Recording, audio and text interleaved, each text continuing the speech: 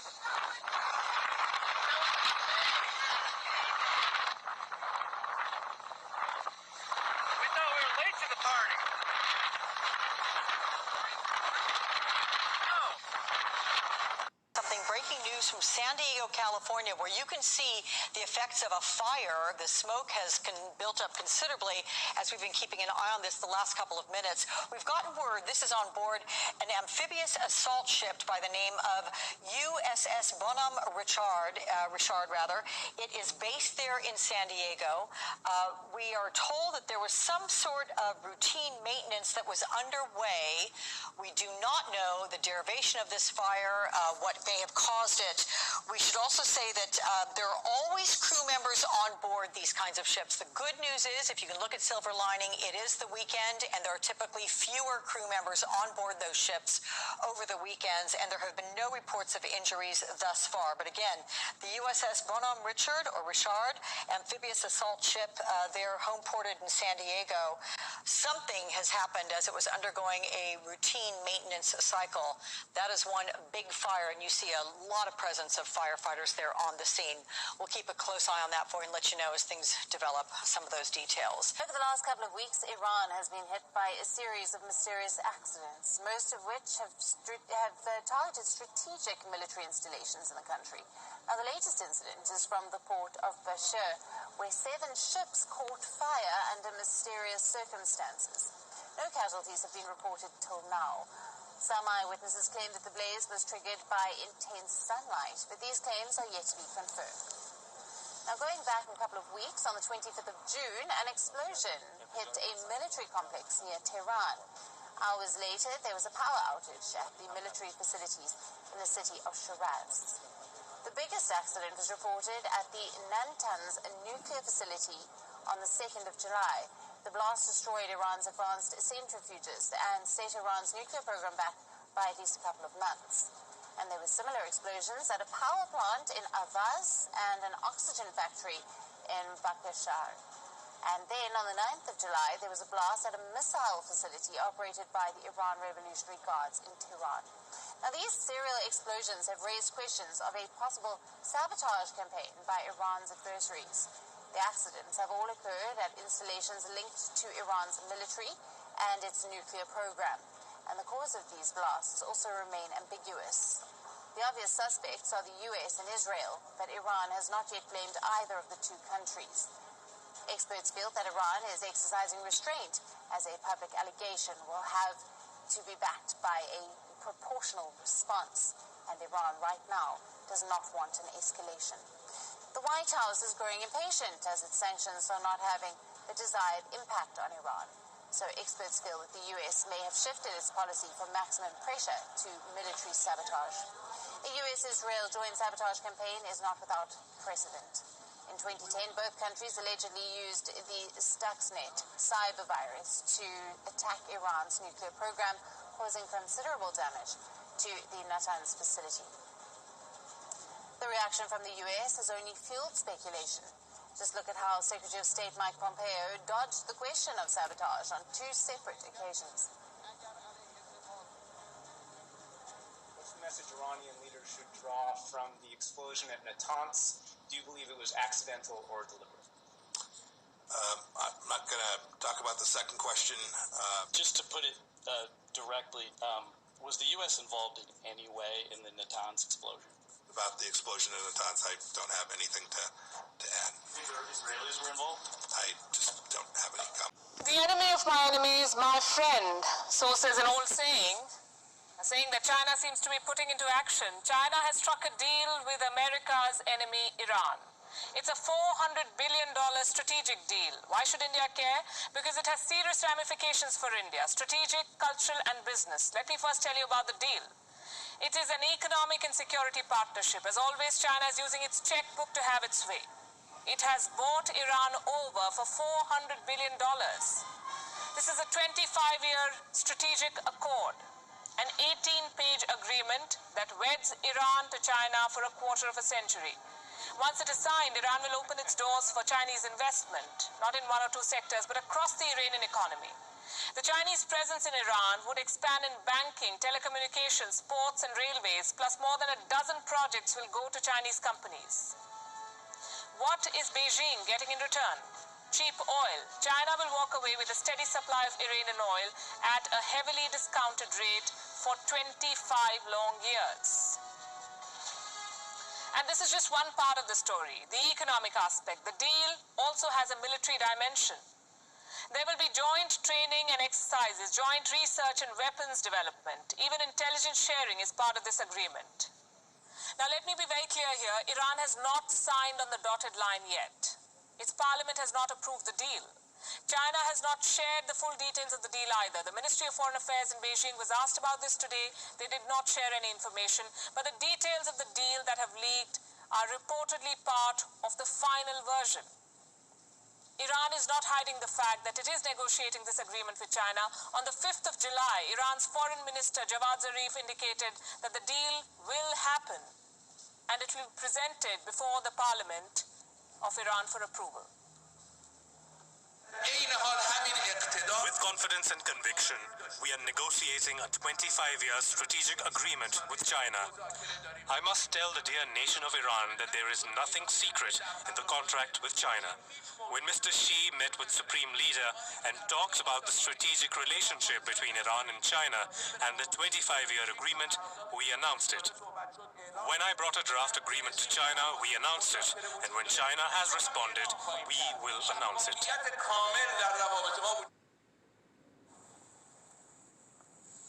It seems like Tehran has got the paperwork ready. This deal will fundamentally change Iran's relationship with China. It will put Tehran in Beijing's corner. This should be worrying for America. Trump's maximum pressure policy against Iran has failed clearly. China went under the nose of the Americans and managed to negotiate a deal with Tehran, one that could create more flashpoints in West Asia. But this deal is equally concerning for India, and that's what we'll focus on right now. Remember, India has an old relationship with Iran. India was one of the biggest buyers of Iranian oil. Last year, India stopped buying from Iran. That's because America imposed sanctions and gave no waivers to India. But energy security or oil security is just one part of the India-Iran equation. There's a serious strategic aspect as well. The Chabahar port is what it's called. India has invested heavily in the Chabahar port. It was seen as India's counter to the Gwadar port in Pakistan, India's link to Afghanistan and Central Asia. If China starts calling the shots in Iran, which China always does after pumping in this kind of money, India will have to rethink its strategy. Remember, Chinese money has ruined India's old ties in the past in many countries. Iran could well be the next casualty. Last night we told you about a potential deal between China and Iran, a $400 billion deal, the kind of money that China is going to pump into Iran for the next 25 years in return for cheap oil and more access. Tonight we'll tell you about the first fallout of that deal. India is out. India is out of the Chabahar rail project in Iran. It's a 4-year-old project, but Tehran has now decided to go it alone. Tehran will construct the railway line on its own, citing delay in funding. What does it mean for India's strategic plans in Iran? Here's a report. This is the Chabahar port, Iran's only deep sea port and India's gateway to Central Asia. The port was inaugurated in 2017. It not only sidestepped Pakistan, but also counterbalanced the Chinese-controlled Gwadar port. India had an ambitious plan. Offload shipments in Chabahar, load them on trucks and trains, send them to Zahedan in Iran, go further to Zarang in Afghanistan, and take the goods to the Central Asian republics. For this plan to be successful, India needed to develop better connectivity to the port. Enter the Chabahar-Zahedan railway line, a 628-kilometer-long track connecting the port to Zahedan. India and Iran agreed to jointly construct this railway line. The deal was reached in 2016 during Indian Prime Minister Narendra Modi's visit to Iran. 4 years on, Tehran has thrown New Delhi out of the project. It now wants to construct the railway lines alone. Reports claim that Iran has already inaugurated the track-laying process. Why is Iran going it alone? Tehran claims New Delhi was delaying funding. Is Iran bluffing? Not really. The project was being stalled because of US sanctions on Iran. They were waived in 2018, but finding suppliers and partners continued to remain a challenge. Banks too were reluctant to provide loans. So Iran is now constructing this railway line alone. It wants to complete the project by 2022. How does this impact India? It is a big roadblock in India's strategic ambitions in Central Asia. It loses its influence in the trade corridor. It is also a setback for India's bigger plan. The railroad was supposed to be a transit corridor to Afghanistan. After connecting Chabahar to Zahedan, the railroad was to be linked to Zarang in Afghanistan. This plan may now need a rethink. The loss is diplomatic too.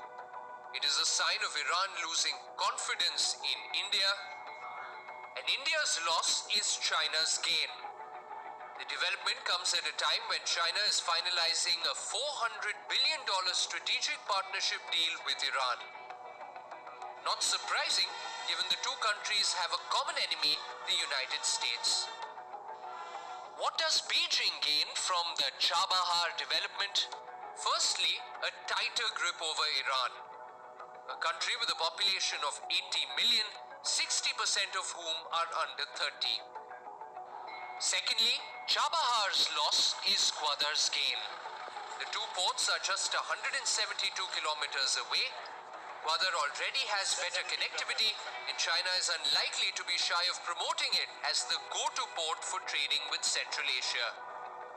Thirdly, by kicking India out of a project in Iran, China gets to poison one more of India's allies.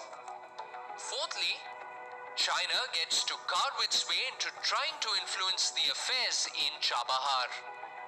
What's next? India must learn from the episode. New Delhi cannot take its allies for granted, especially when the expansionist dragon is on the loose and desperate. Mr. Benjamin Netanyahu said Sunday that any country that allows its territory to be used for aggression against Israel will face the consequences. Netanyahu spoke during a visit to the Golan Heights, hours after Israeli forces attacked what they described as Iranian bases near the Syrian capital Damascus. If someone rises up to kill you, kill him first. In a complicated operation by the security establishment, we learned that Iran's Quds Force dispatched a special unit of Shiite militants in Syria in order to kill Israelis on the Golan Heights with killer drones. I would like to emphasize this was an initiative of Iran, under the command of Iran, at the behest of Iran. The Israeli army has distributed surveillance footage filmed on August 22nd, which it says is showing Iranian Quds forces members walking near the Syrian village of Arne near Damascus with a killer drone. Iran has denied that any of its posts in Syria were hit. The Syrian government says it has intercepted Israeli missiles before they reached their targets. The British-based war monitoring group Syrian Observatory for Human Rights said an Iranian fighter and 2 members of the Lebanese terror group Hezbollah were among the fatalities in the strike. Meanwhile, Lebanon has accused Israel of an attack on Lebanese sovereignty following reports that 2 Israeli drones crashed in Beirut late Saturday. The first drone reportedly fell on the roof of the Hezbollah media office in Beirut, and the other exploded in the air and fell on an empty plot nearby. In a rare televised comment on Sunday, Hezbollah chief Hassan Nasrallah said his forces will not tolerate any further intrusions from Israel. If we remain silent on this breach, it will create a very dangerous road for Lebanon where every 2 or 3 days an explosive drone or suicide drone will target a certain building, farm, field, mosque, compound, and no one knows from where it comes, repeating of what is going on in Iraq now. A U.S. official confirmed Friday that Israel had struck an arms depot in Iraq belonging to a Shiite militia with links to Iran. 2 Iranian commanders were reported killed in the July attack north of Baghdad. Israel's government has not acknowledged the attack in Iraq or links to the downed drones in Beirut. But Israeli forces have attacked Hezbollah's bases in Lebanon in the past. The United States has accused Iran of supporting Hezbollah and other terrorist groups in the region. Zlatisa Hoke, VOA News, Washington. Facing a civil war, an angry United States, an angry India, and a loan shark China, Iran has just signed its own death warrant. Iran, a Shia majority country that has been in deep trouble ever since the Iranian Revolution of 1979 that overthrew the Shah Mohammad Reza Pahlavi regime, has made a huge blunder which could mark the beginning of Iran's fateful end. The Islamic Republic, overawed by Chinese investments worth $400 billion, has decided to spoil its centuries-old ties with India. Tehran was already crippled by American sanctions, and the latest move is only going to isolate it even further. As per recent reports, Iran has decided to drop India out of a rail line project to connect the strategically located Chabahar port to Zahedan along the Iran-Afghan border. The rail project was part of a trilateral agreement between Iran, India, and Afghanistan. Originally, India was supposed to finance and construct this project. In 2016, Prime Minister Modi had visited Iran, where he had signed the Chabahar Agreement with Iran's President Hassan Rouhani and Afghan President Ghani. As a part of this agreement, a memorandum of understanding was inked between the Iranian Railways and the Indian Railways Construction Limited.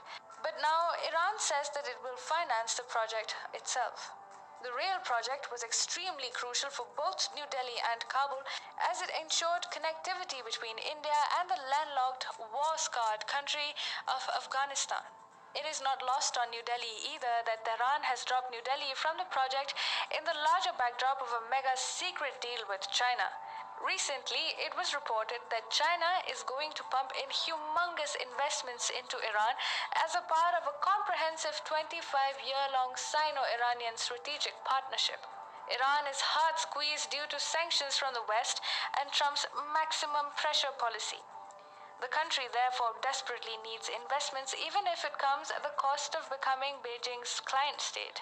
The possibility of China using its massive investments to influence Tehran's India policy cannot be ruled out. Top that with Indo-US ties at their historic best, and Iran is trying to arm twist India with the hope that this might reduce American pressure on itself.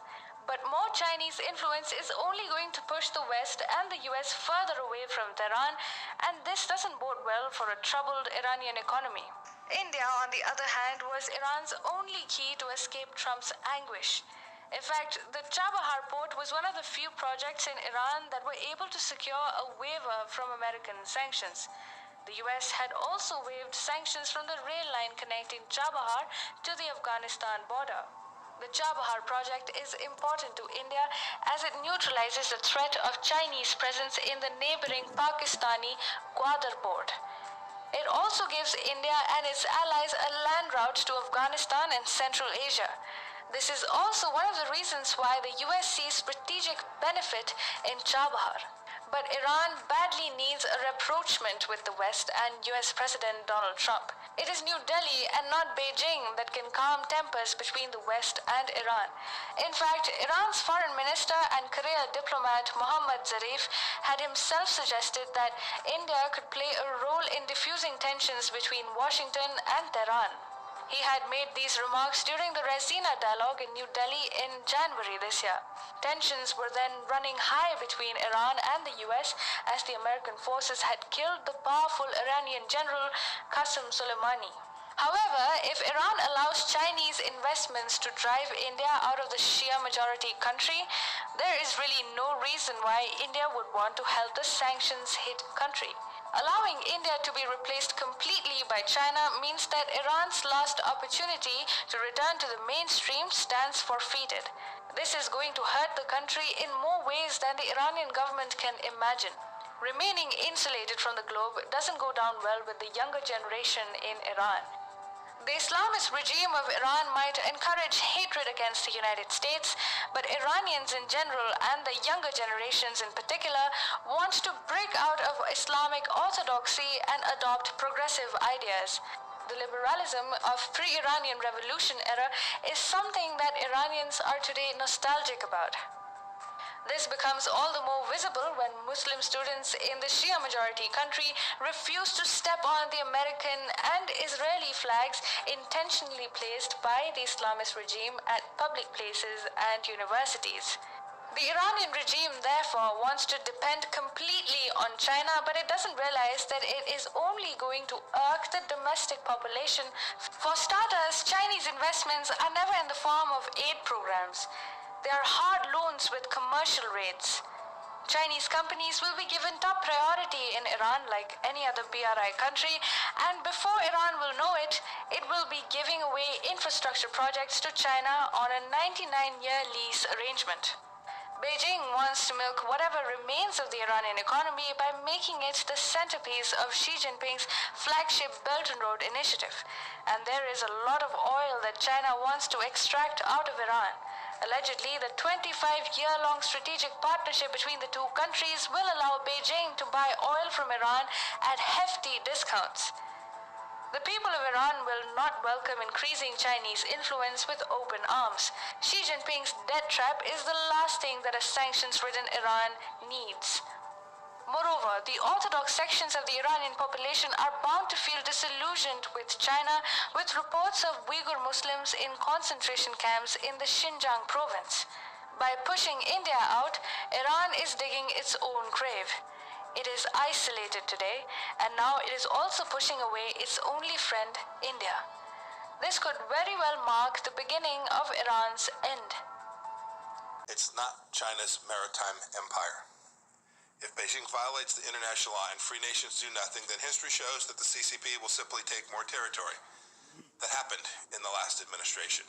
So we will then go use the tools that we have available, and we will support countries all across the world who recognize that China has violated their legal territorial claims as well, or maritime claims as well. And we'll go provide them the assistance we can, whether that's in multilateral bodies, or whether that's in ASEAN, whether that's through legal responses. We'll use all the tools we can. I think things have shifted dramatically in the region. I think you're seeing countries all throughout Asia, and indeed in Southeast Asia and in the Pacific, recognizing that the United States is prepared to do the things necessary to assist them in protecting their valid legal claims.